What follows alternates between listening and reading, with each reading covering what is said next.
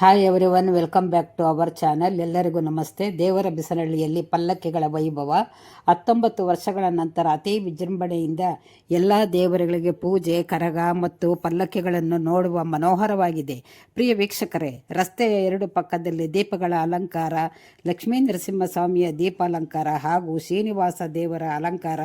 ಮೊದಲಿಗೆ ಶ್ರೀನಿವಾಸ ದೇವಸ್ಥಾನದಲ್ಲಿ ಪೂಜೆ ಸಲ್ಲಿಸಿ ನಂತರ ಆಂಜನೇಯ ಸ್ವಾಮಿ ದೇವಸ್ಥಾನದಲ್ಲಿ ಹಾಗೂ ಈಶ್ವರನ ಗುಡಿ, ಅಮ್ಮನವರ ಗುಡಿಗೆ ಮುಂತಾದ ದೇವಾಲಯಗಳಿಗೆ ಹೋಗಿ ನಮಸ್ಕಾರ ಹಾಕುತ್ತಾ ಆನಂತರ ತಾಳಕ್ಕೆ ತಕ್ಕಂತೆ ನಾನು ನಮ್ಮ ಮಕ್ಕಳೊಂದಿಗೆ ಕುಣಿದು ಕುಪ್ಪಳಿಸಿದೆವು. ಕರಗ ಬಳಿ ಬಂದೆವು. 12 ಗಂಟೆಯ ನಂತರ ಕರಗವನ್ನು ಎತ್ತಲಾಯಿತು.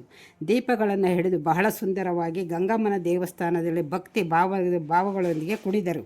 ಆನಂತರ ನಮ್ಮ ಸಂಬಂಧಿಕರಾದ ಮನೆಯಲ್ಲಿ ಕುಳಿತು ಹರಟೆ ಹೊಡೆಯುತ್ತಾ ಎಲ್ಲರೂ ಊಟ ಮಾಡಿದೆವು. ಬೆಳಗ್ಗೆ 8ರಿಂದ ರಾತ್ರಿ ಇಡೀ ಬಂದ ಜನಗಳಿಗೆ ಊಟ ಬೆಳಗಿನ ಜಾವದವರೆಗೂ ಕೊಡಲಾಯಿತು. ನಂತರ 30 ಪಲ್ಲಕ್ಕಿಗಳೊಂದಿಗೆ ವಾದ್ಯ, ಮೇಳ, ತಾಳ, ಕುಣಿತದೊಂದಿಗೆ ಒಟ್ಟಿನಲ್ಲಿ ಪಲ್ಲಕ್ಕಿಗಳ ವೈಭವ ಬಹಳ ಸುಂದರವಾಗಿತ್ತು. ಜನಸಂದಣಿ ತುಂಬಿ ತುಳುಕುತ್ತಿತ್ತು. ಪ್ರಿಯ ವೀಕ್ಷಕರೇ, ನೋಡಿದ್ರಲ್ಲ, ನಮ್ಮ ಮಗನ ಮನೆಗೆ ಬಂದು ದೇವರ ಬಿಸನಹಳ್ಳಿಯಲ್ಲಿ ಪಲ್ಲಕ್ಕಿಗಳನ್ನು ವೈಭವ ನೋಡಿದ್ರಲ್ಲ.